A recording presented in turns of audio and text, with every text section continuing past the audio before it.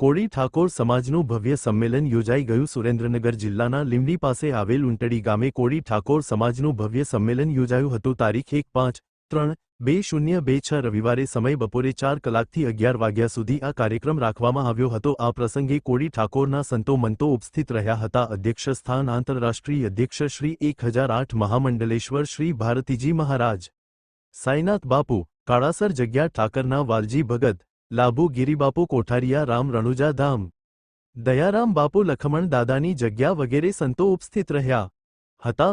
અને કોળી ઠાકોર સમાજનું ભવ્ય સંમેલન સમસ્ત ગામ ઉંટડી સંયોગથી આ રાખવામાં આવ્યું હતું. આયોજનના ઉંટડી ગામના સરપંચ શ્રી સંજયભાઈ, ઉપસરપંચ સુનિલભાઈ, બળદેવભાઈ, દશરથજી ઠાકોર, મનુભાઈ શેખ, મગનભાઈ કડુકિયા, મુકેશ સાપરા વગેરે ગામના આગેવાનો, ભાઈઓ અને બહેન આ સંમેલનમાં જોડાયા હતા. અને કોળી ઠાકોર સંમેલનમાં ભવ્ય સંમેલન સ્ટેજ ઉપર આવેલા સુરેન્દ્રનગર જિલ્લામાંથી, તાલુકામાંથી આવેલા મોટી સંખ્યામાં કોળી ઠાકોર સમાજના આગેવાનો, ભાઈઓ અને બહેનો હજારોની સંખ્યામાં આ કાર્યક્રમમાં ઉપસ્થિત રહ્યા હતા. રિપોર્ટર પ્રવીણ મેર, રાજકોટ. જય માનદાતા, જય વેલનાથ, ઓમ નમો નારાયણ.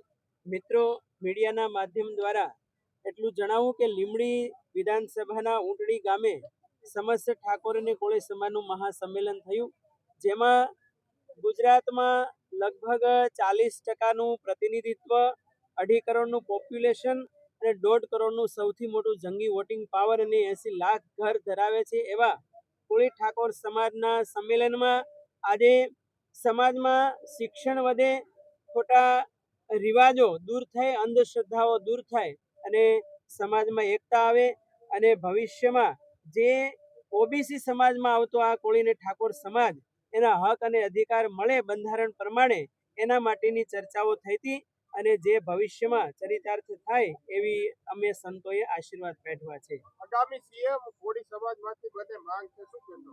જુઓ, ઓબીસી સમાજમાં સૌથી મોટો સમાજ હોય તો કોળી અને ઠાકોર સમાજ છે.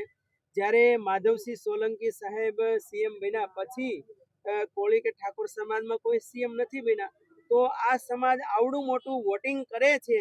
તો વર્ષોથી આ માંગ સમાજના આગેવાનોની, અમારે બાપુ દાદા ભાલિયા અને જે યુવા કોળી ટીમ છે અને પરસોત્તમભાઈ માલકિયા સાહેબ, બધા સંતોની પણ ઈચ્છા છે કે આ સમાજનો સીએમ બનવો જોઈએ, એટલે એ પણ અપેક્ષા રહેશે. જી જુઓ, 22ની વાત કરીએ તો ત્યારે પણ સમાજને કેન પ્રકારે ડિવાઈડ કરી દેવામાં આવ્યો હતો, એવી મેં વાતો સાંભળી છે. તો 27માં આવું ન બને એના માટેની પણ વાતો થઈ છે. તો આ વિસ્તારમાં લીંબડી વિધાનસભામાં તમે જુઓ તો 2,79,000 મતદાતાઓમાંથી 1,40,000 જેટલા મતદાતાઓ માત્ર કોળી ઠાકોર સમાજના છે.